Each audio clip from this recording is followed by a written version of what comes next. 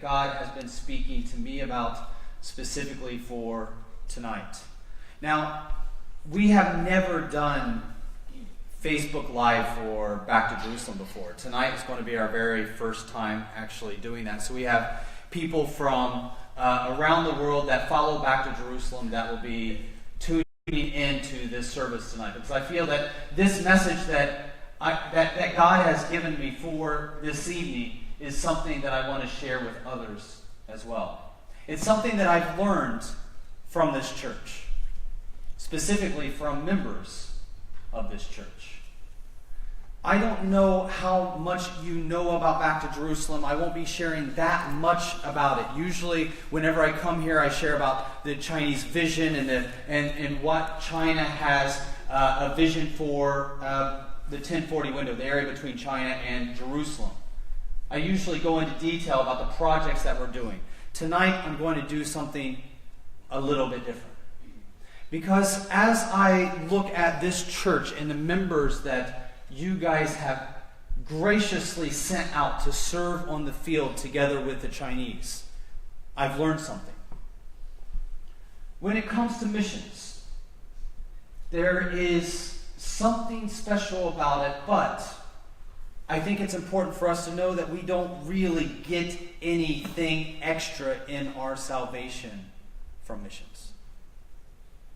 We don't become more saved when we're involved in missions.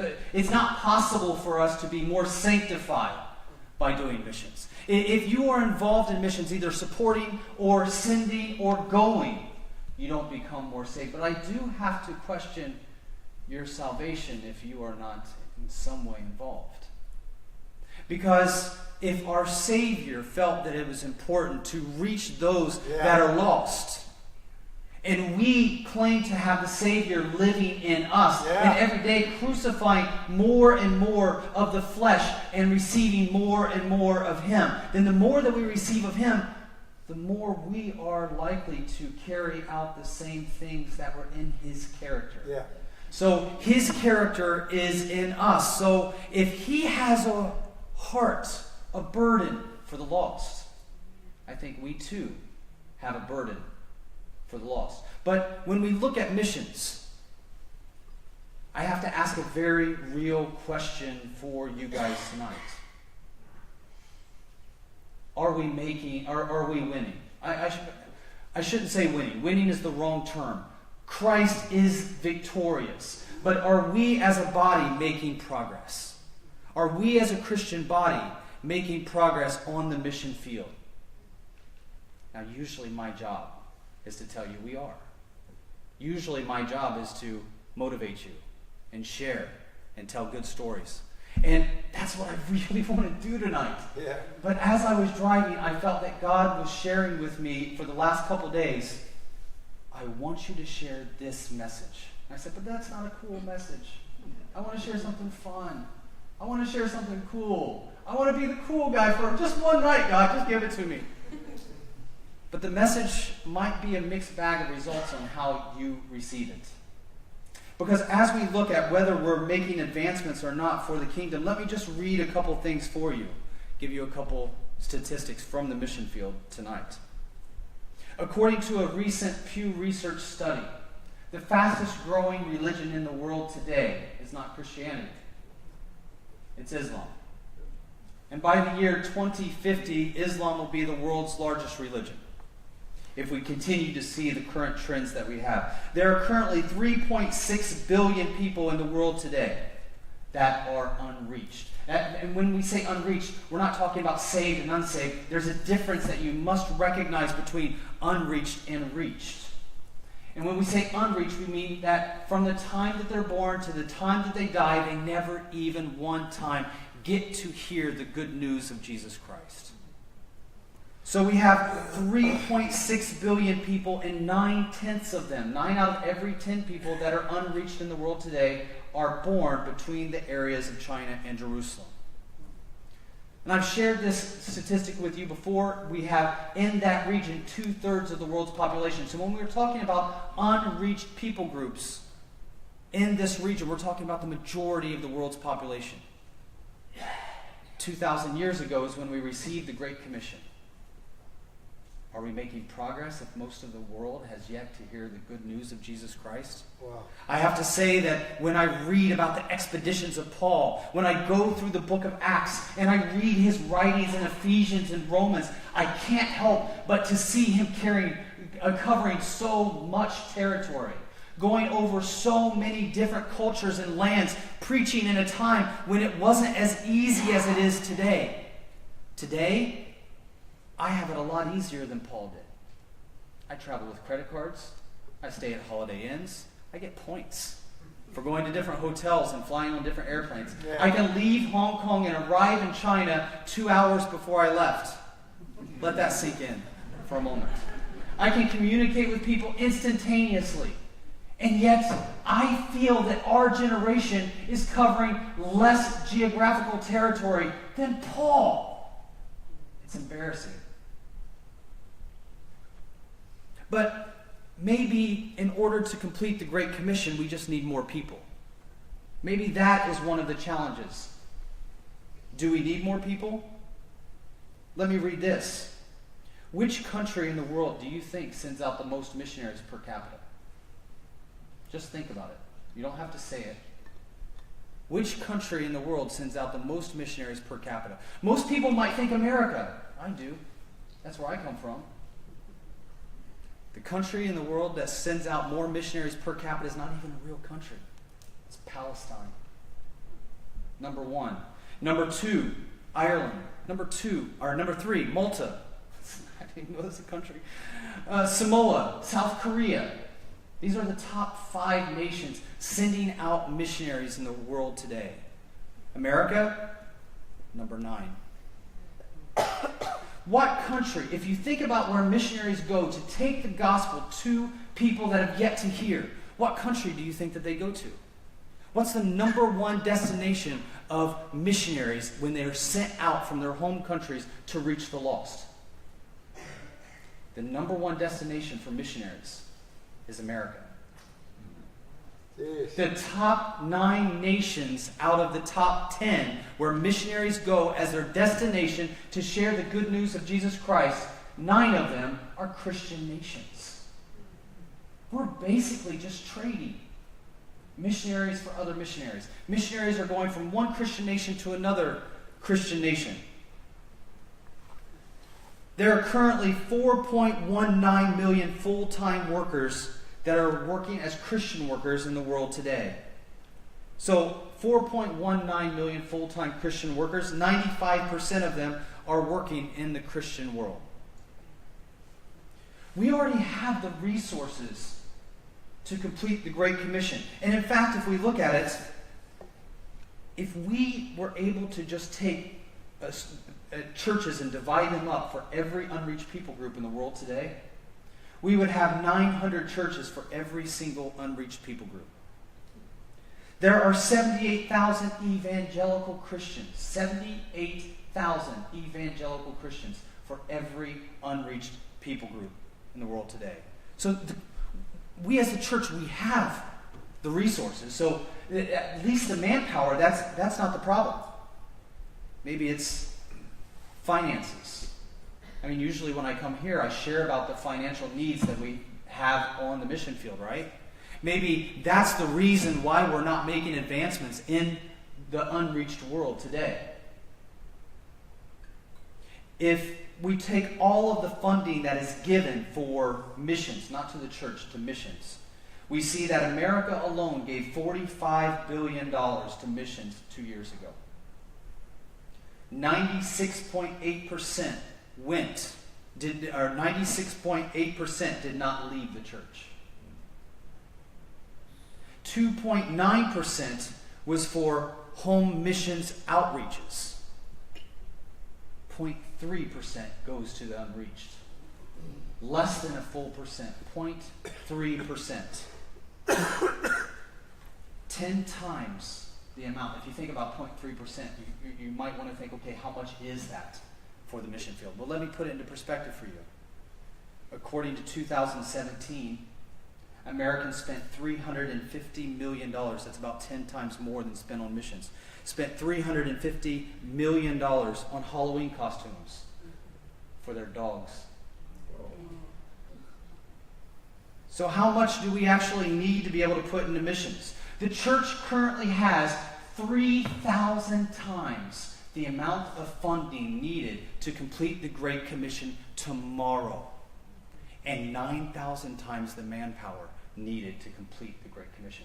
God has given us everything that we need, and yet we're still not there. If every evangelical used only 10% of their income to support missions, we would be able to send out of America alone 2 million new missionaries. If everyone that is a believer is doing what God has called them to do, it would translate to mean that God is actually calling 99.99995% of Christians to stay at home. When I look at those that are called to the mission field, like the couple that comes from this church is currently serving in Iraq, you don't know how special that is. Because they are serving in the 1040 window. Let me tell you statistically how off the charts that is. In America, you have a greater chance of dying by getting kicked in the head by a horse than being a missionary in the world's most unreached areas. So congratulations, that's a pretty high statistic. You guys have already reached that bar. As I start to look at missions and we see the role of the church, what your role is, I have seen a church that has stood behind a couple that is now in one of the harder areas to reach in the world. But this church is a bit unique. And let me tell you why. When I see the reason why we are not reaching our goals for completing the Great Commission, there are 3 things that I believe contribute to the darkest secret of missions today. 3 things. 1 is the church is being lied to. 2, there's a great ignorance in the church about the mission field. And 3, we have an ego.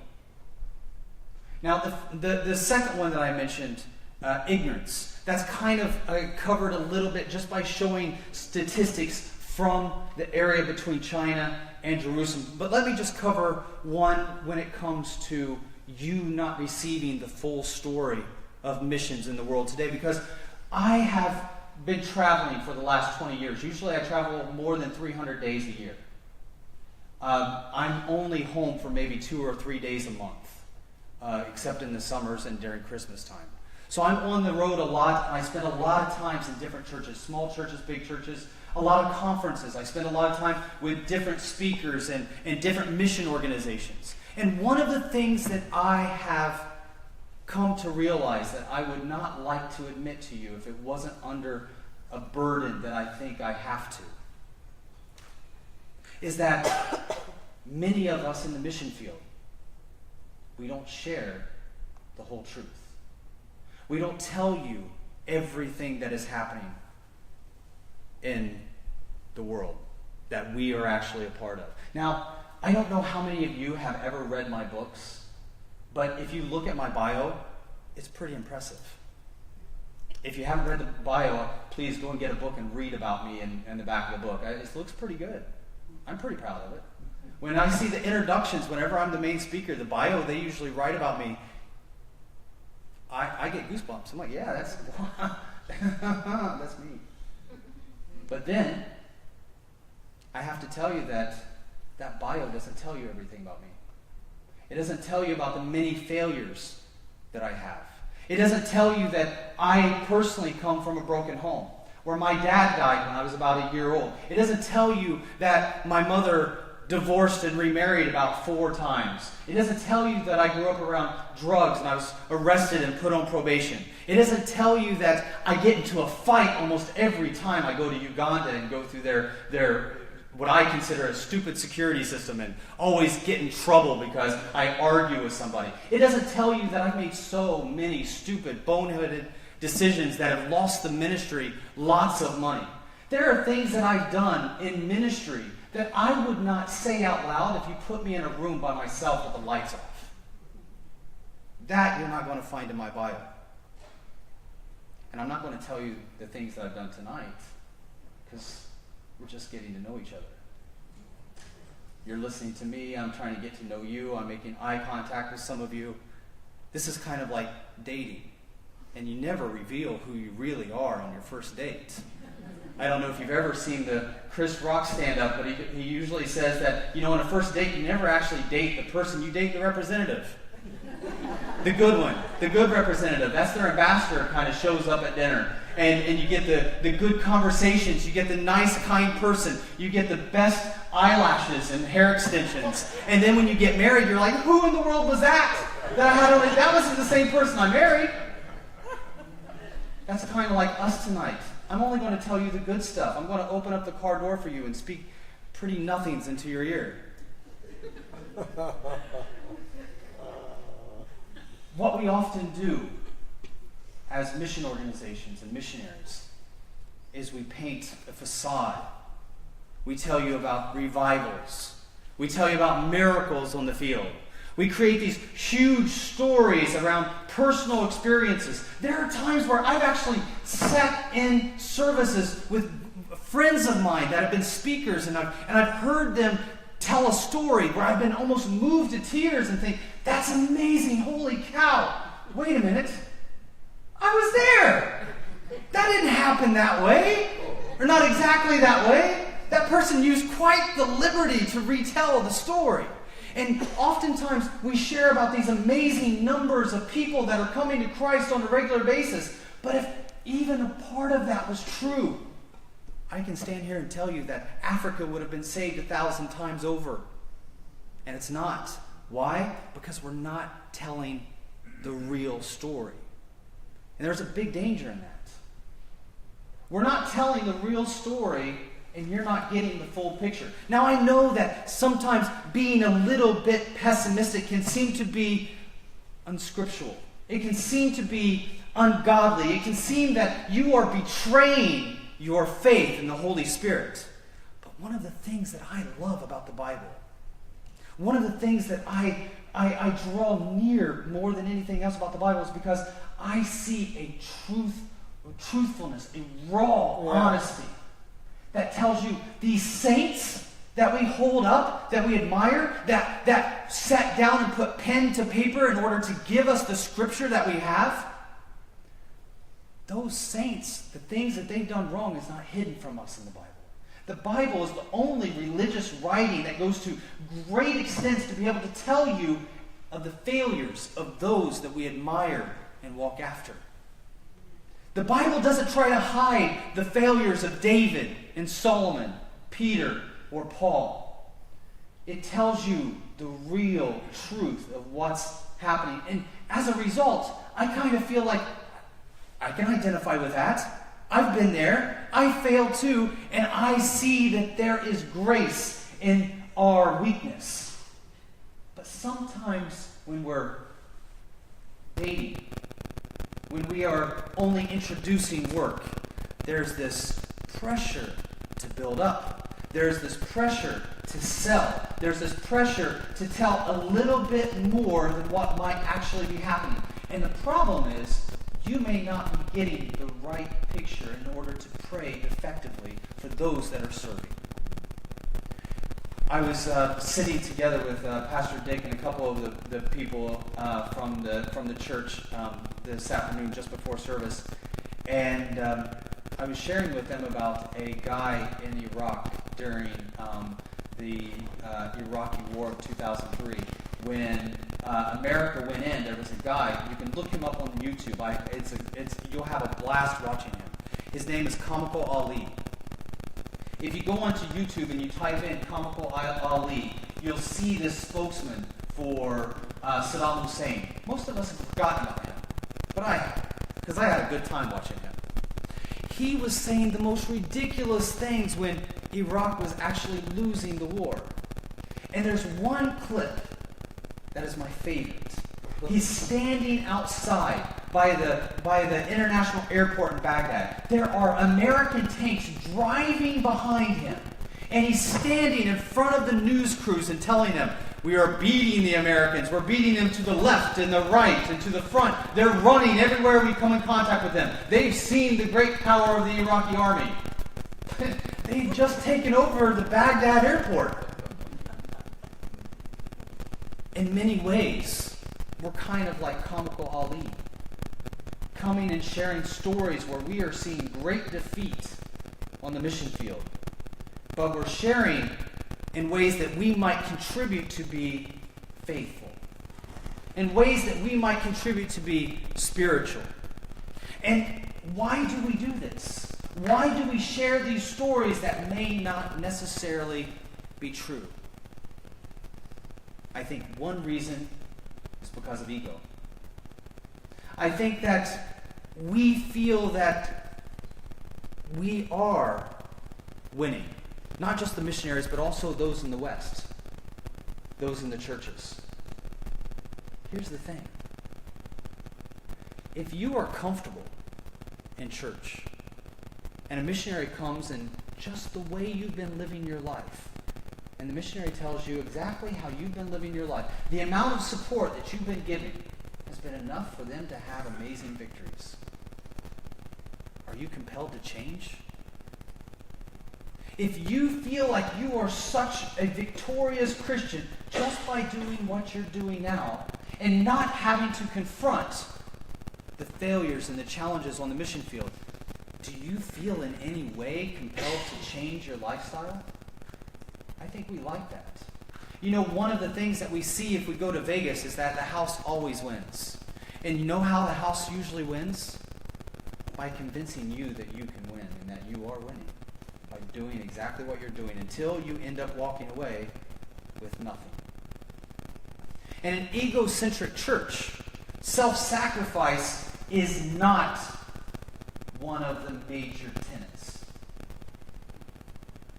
In an egocentric church, it's more about me and what I'm doing and how I can build up my life and my ministry and my business and my family.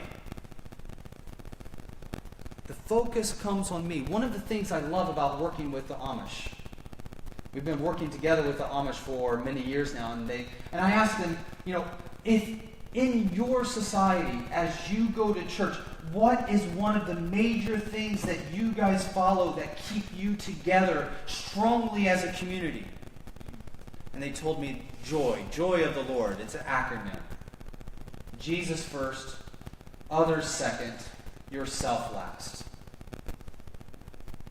What an amazing theology when it comes to following in the ways of Christ. So why is it that missionaries share stories that may not be exactly real? Because it's not all about ego. There's another reason. The reason is also that there's a bit of a backwardness of the way things work in the West. That missionaries that go out, when they come back, they're often expected to encourage the church, to entertain the church, to make the church feel good about themselves. When, in many ways, in my mind, it should be the exact opposite. Many of these missionaries are broken down. They've had challenges. They've been going without hot showers for many months. Maybe they have sand in almost every known orifice known to man. Maybe they haven't had a really good meal in a long time. Maybe they've had such financial struggles that their family is just barely hanging on. And when they come through the doors of the church, they're like this skinny, broken, barely making it soldier that's just dragging his own body across the finish line just to make it back to his home fellowship, to be surrounded by other believers, only to be told, can you get up and encourage us? Because if you can encourage us, maybe we can support you. Maybe if you tell us a story that we believe in and makes us excited, we'll give a little more.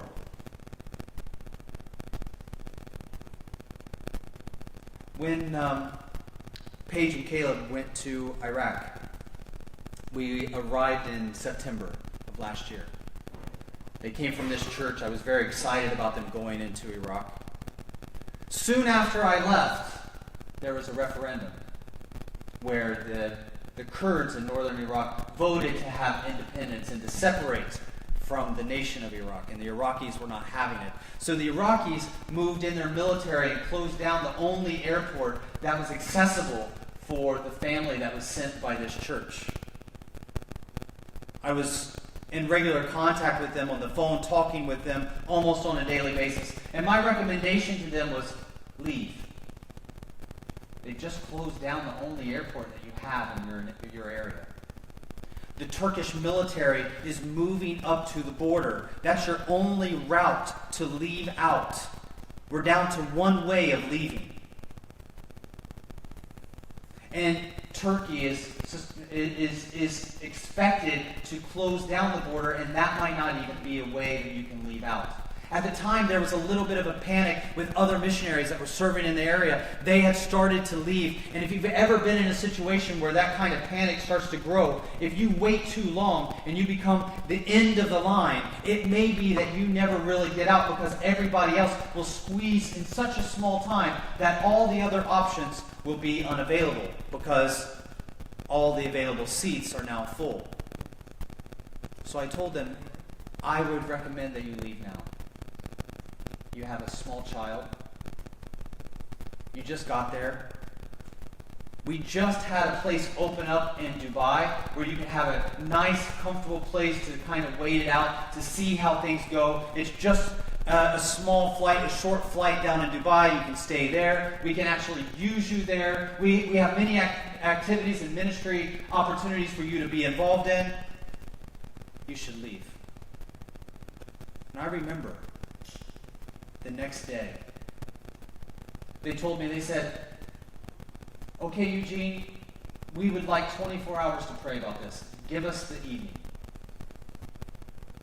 And the next day they wrote back and they said, no, God has told us to stay. I said, okay, all right, I mean, I'm not going to tell you what God said, but Eugene said you should get out of Dodge. And I can't have faith for your family. I can't tell you that I think you should stay if you think you should leave because it's your family. I can't tell you that I think you should risk it because I have no skin in the game. You're the ones that's there. If you feel like you need to stay, then that has to be something that God has called to you. And I was reminded of something that was very special. When they said they wanted to stay because the people there needed them. One of the things that this church has done with this family is stood beside them in loyalty. One of the major things that we're lacking, one of the reasons why missionaries share stories that are a bit inflated, the reason why churches need encouragement and send out missionaries without really thinking about the challenges that they may be going through is because there's not this marriage. There's not this commitment. This church is married to the missionaries in the way that they are standing together with them. And I think that we need more of that in our churches. There's a section of the Bible that I would like to read together with you guys. If you could turn to the book of Ruth, please. There'll be two sections that I would like to read. I don't want to take a lot of time, but I want to share something that I don't think I've ever shared before in any other setting. It's the book of Ruth, chapter 1. It's at the very beginning of the story. Many of you are familiar with this story. But as I began to read it in the last month, I started to see it a little bit different than just the face of the story that's there. Verse 8. Now, my Bible might read a little bit different than yours. Book of Ruth, chapter 1, verse 8. And Naomi said unto her two daughters-in-law, Go return to her mother's house. The Lord deal kindly with you, as you have dealt with the dead and with me. The Lord grant you that you may find rest, each of you, in the house of her husband. Then she kissed them. And they lifted up their voice and wept. And they said unto her, Surely we will return thee unto thy people. And Naomi said, Turn again, my daughters. Why will you go with me?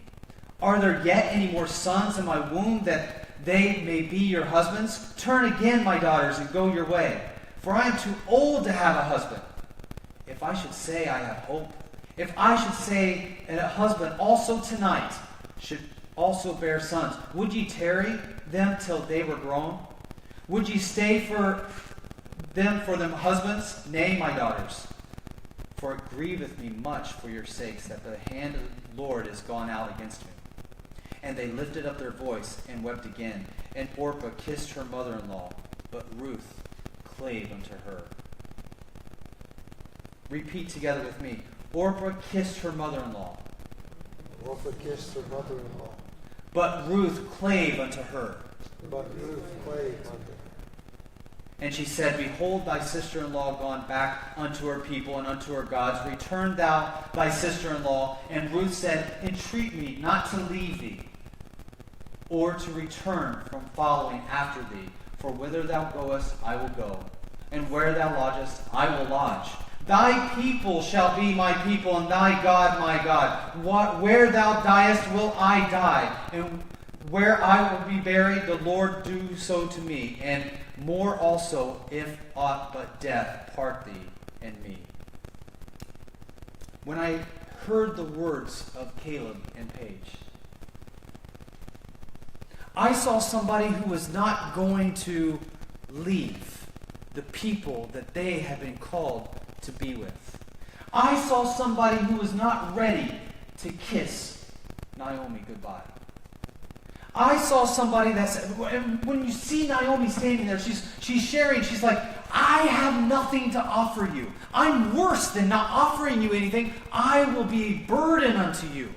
You have no benefit of being with me. But there's this loyalty. There's this commitment. This book is not called Naomi. It's called the book of Ruth. Ruth clinging to Naomi.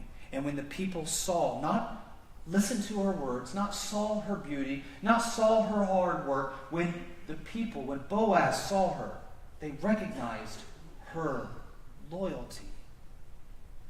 Being married to her mother-in-law. Where you go, I go. If I don't benefit from it, I'm still there with you. When we look upon Christ and what he did for us, we see this commitment, this love, this loyalty. And I think that today we're lacking some of this loyalty. Now, if we look at the secular world, we can see it just a little bit in marriage. We're seeing that many marriages are breaking down. When people say, till death do us part, and usually we have to repeat these words of, in sickness and in health, in good times and in bad times, right? Whether it benefits me or not, my love compels me to stay. My love compels me to be committed. My love compels me to serve with loyalty together with you. That surpasses what it can do for me. That goes beyond what I benefit from this relationship. Oftentimes, I think the relationship between missionaries and churches are usually ones that are based off of benefit. And when they're based off of benefit, they can't last the hard times. So it's better to not even talk about the hard times. When there's not that loyalty, when there's not that commitment, then there can very easily be a split because there's no real marriage there.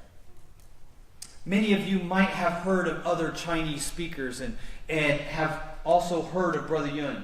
I've had so many people come up to me and say, there's this famous pastor from China They were much more well-known in China than Brother Yun. Why is it that Brother Yun is so well-known, and yet these pastors are not? They've now moved to America or Europe, and they travel around and speak, but they don't have kind of that same exposure as Brother Yun. Why is that?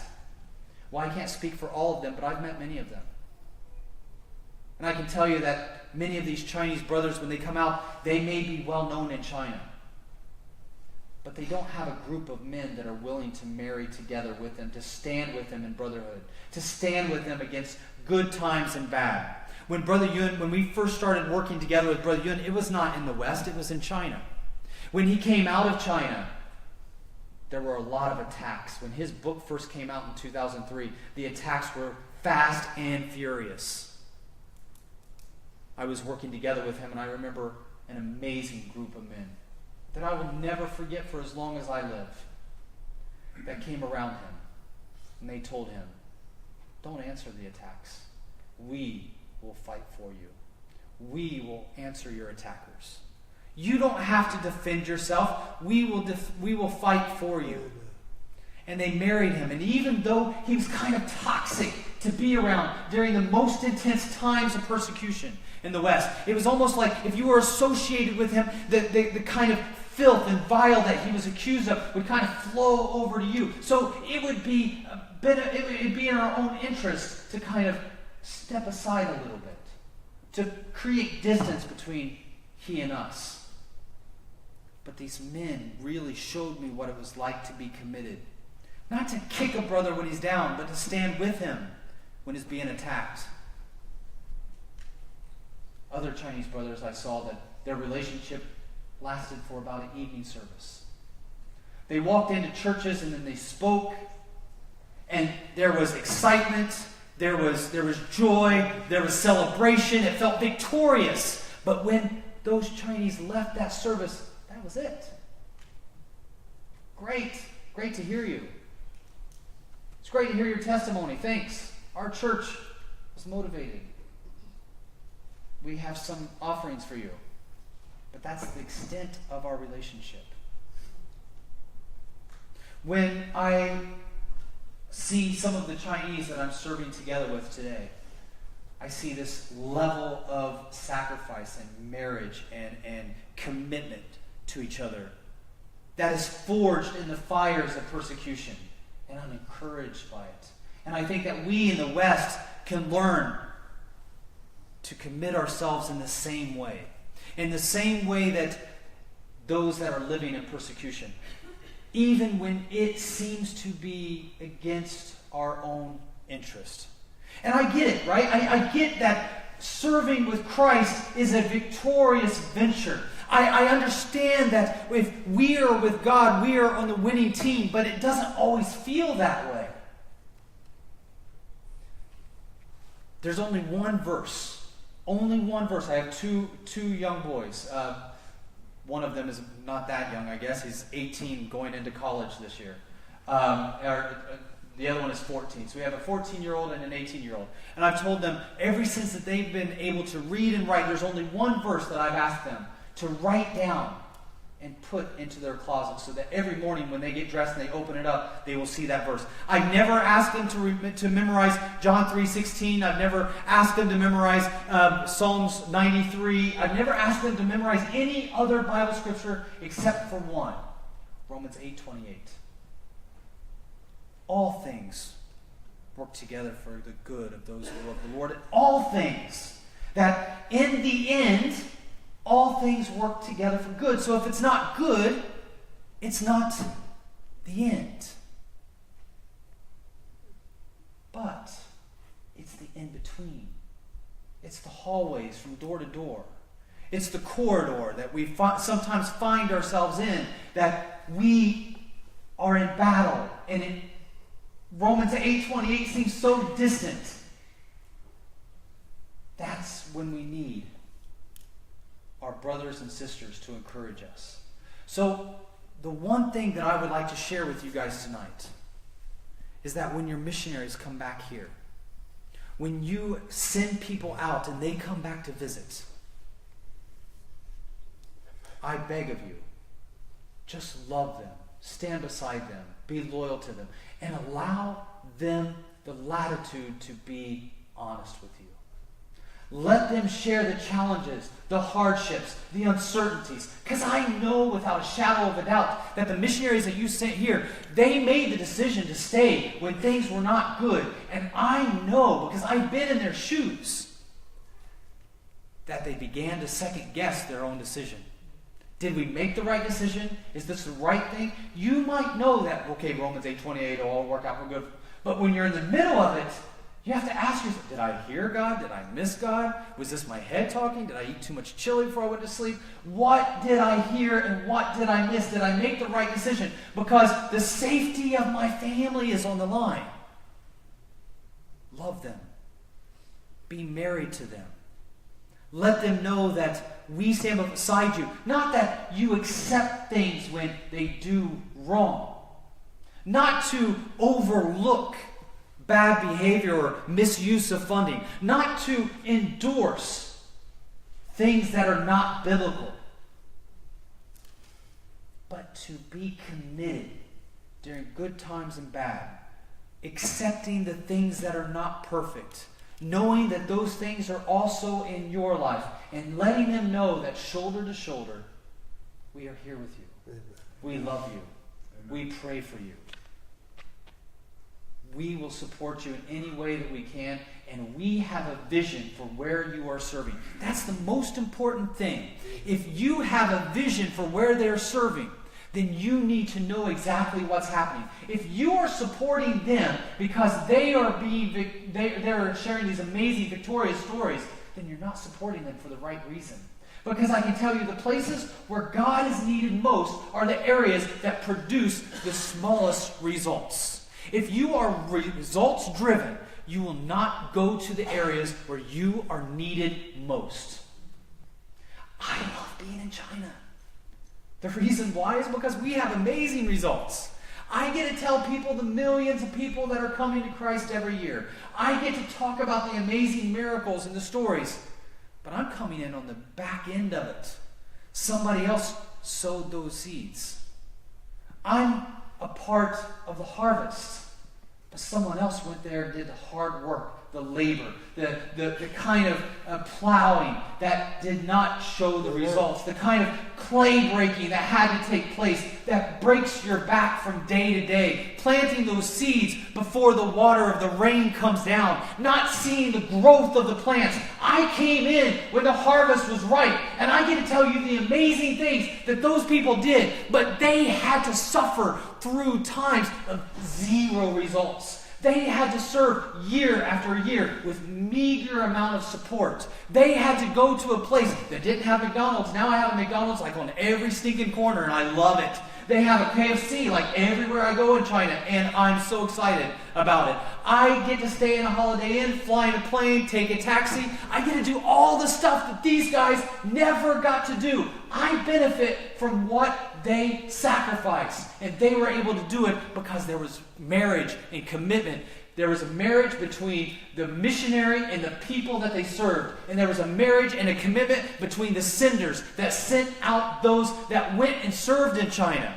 Today, I get to see the results. I get to tell you what somebody else did 100 years ago, and now the fruit is coming out. Amen. But they had to serve during a time when there was no results, if they were results driven.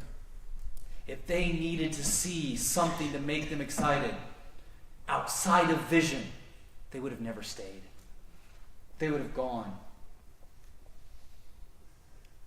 When missionaries go into areas like North Korea, Iran, Iraq, Sudan, they serve in areas where the people don't even like them. They serve in areas where the people, especially when something happens in politics and Trump says something that country's leaders don't like, or there's a bombing that takes place and people, nationals from that country that you're serving get killed, and now you're walking down the street. I've been there. I know what it's like to have people yell at you from across the street. You don't even know what they're saying, but they want to attack you because they know that you're American and you represent the evil that they hate. And you're supposed to be there to serve them? What the?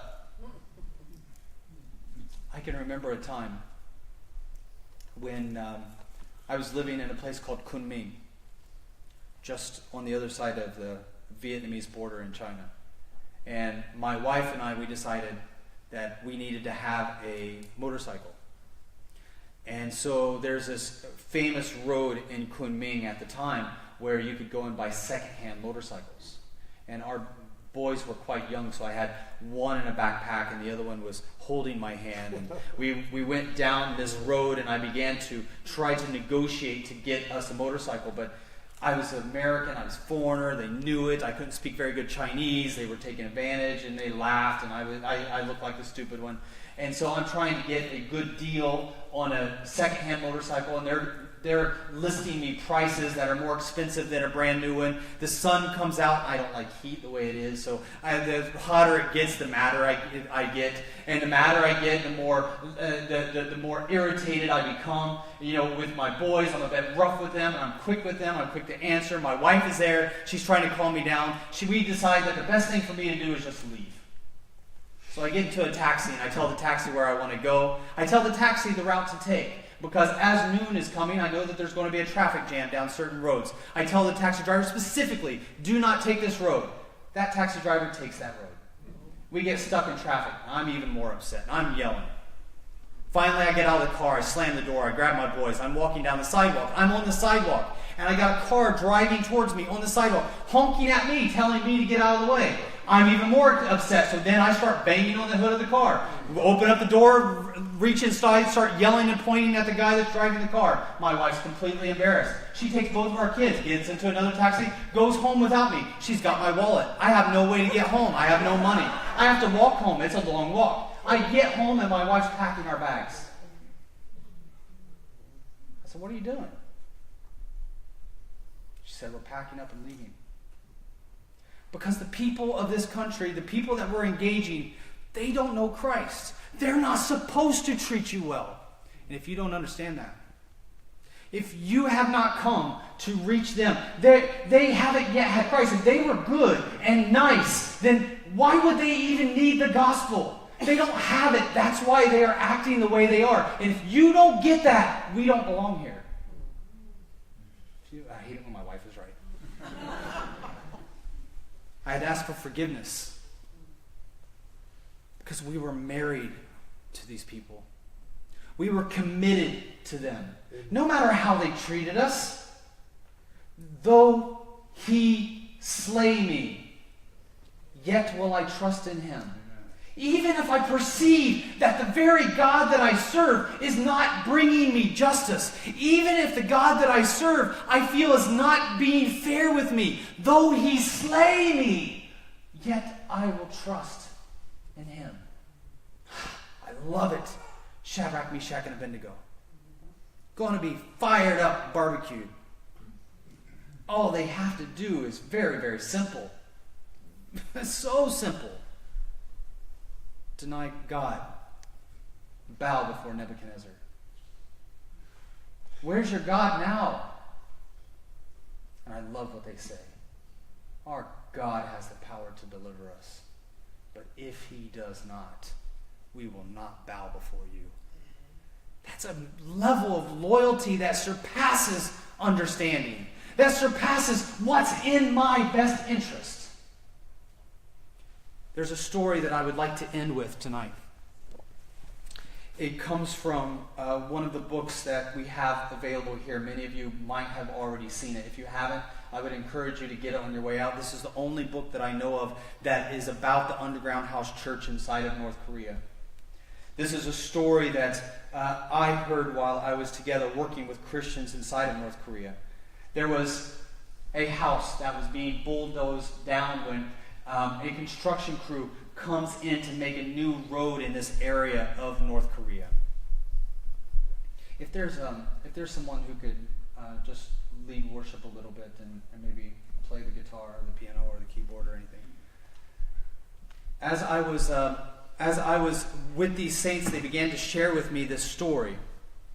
And this story was about a construction crew that came in to make this road inside of North Korea, and there was a house that needed to be torn down. And as they started to tear down the house, inside of the house was a list with many names on it. As they pulled it out, they realized that this was a list of believers. These were believers inside of North Korea that had been meeting at this Christian meeting inside of the house. And in North Korea, it says that the government came together and they brought the main people that were on that list to the center where they were doing the construction. And they were going to hold a trial right there, right then. It's like this banana republic type of operation where they were going to be the judge and jury and the executioner. It says announcements were quickly made to get other observers to come out and watch. The 5 Christian leaders lay on the ground while a large steamroller was positioned in front of them. They were told to reject Jesus Christ and serve only Kim Il-sung and Kim Jong-il, or they would die. None of the Christian leaders said a word. They were lined up and they were given another chance to save their own lives. These 5 leaders were told that they could continue living their lives and things would go back to the way that they were if only they would deny the name of Jesus Christ. The fellow Christians in the crowd began to cry out, begging the leaders to do whatever necessary to save their lives. Their friends and family members could no longer bear to watch the horrid execution that was about to take place. The steamroller started up. The ultimatum was offered again. Reject Jesus and live, or refuse to deny him and die. They remained silent. They had made their choice. It was clear that they would rather die than to deny the wonderful name of Jesus Christ. The steamroller began to roll towards the pastor, the assistant pastors, and the elders, and slowly drove over their bodies, crushing them to death. Onlookers said that they could hear the sound of the skulls popping as the steamroller ran over their heads. Some of the Christians who knew the pastor fainted when they saw the bodies. It would have been in their best interest. Just deny Christ today. Ask for forgiveness tomorrow. But these were men that were married to each other, married to Christ. I love how the Bible refers to us as the bride of Christ. This idea of commitment, this idea of being loyal to one another. And they were married to their belief.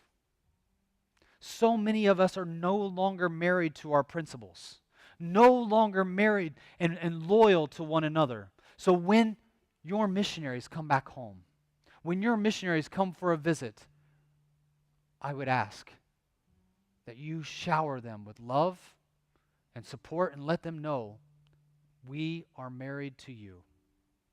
One more story that I feel I should share, because it's another powerful one, because sometimes things don't look good for a very long time. I heard one person say, how do I know the door that God wants me to walk through? It's the one that's guarded by the biggest giant. The one that you're supposed to walk through very rarely is wide open for you just to walk in without opposition. The one that's guarded by the giant is going to take sacrifice. It's going to take grit. It's going to take digging in and being loyal to the things that you read in the Bible and believing them in faith. Faith requires that when you believe, even when all hell breaks loose and your eyes are interpreting the information as being different, that you still hang on in the midst of the storm. There's a Chinese missionary. She felt a call to go and preach the gospel. When she did, she was arrested and thrown in prison. And this was a hard one for me to get. It was a hard one for me to listen to. The story behind it, the outcome after it, I don't know where it's actually going to go. I can't tell you the good ending. I only know the hardship that it took and the commitment that this missionary had. She was arrested, thrown in prison. While in prison, they told her, just deny Christ, we'll let you out. Everything can go back the way it was. You can have your life back. You can sign off. We'll be watching you, but you can go back home. She refused. They asked her again. She refused. She was a mother of 2 small children. So the officials thought of another idea. What if we bring her small children to the prison and they ask her to please come home? They brought in the small children. They were crying. They were begging, Mommy, please come home. We want you to come home. All she had to do. It's one thing when you put yourself in a place where you're vulnerable for persecution. It's a completely different story when you have those that you love the most put in that same place of vulnerability. Children begged her, please come home, Mom. She couldn't. She cried and cried out to God, God, please, have mercy. Have mercy on me. Anything. They kept her in prison for several years. When she was finally released, her children hated her. They didn't want to talk to her, wanted nothing to do with her. To them, the government had told them that your mother is brainwashed. She denied you. She left you. She traded you for her God. And they learned to hate her. And she's still dealing with that. This level of commitment, this level of loyalty doesn't seem like it's difficult when we watch it from afar, but when it becomes personal, when it becomes our children, when it becomes those that we love being vulnerable, that takes a completely different marriage to the ideas and the people that God has called us to. She was not willing to kiss Naomi goodbye. She was ready to stay come suffering and death. I would ask that when your missionaries come here, be married to them, love on them, and bless them. I want to thank you guys so much for being my friends, for being loyal together with us, being married together with us so that we can serve on this mission together, so that we can go to the area that is the most unreached in the world today and serve together as we share the good news of Jesus Christ to those that have never heard it. I believe that it is possible for us to complete the Great Commission in our lifetime, but it's going to take battle, sacrifice, grit. Thank you guys so much. Thank you so much, Pastor Dick. I really appreciate and love being here with you guys and love this church. Thank you for your prayers. Thank you for your support, and thank you for giving up even your own members to come and serve on the mission field together with us. Really appreciate it. God bless you guys. Amen.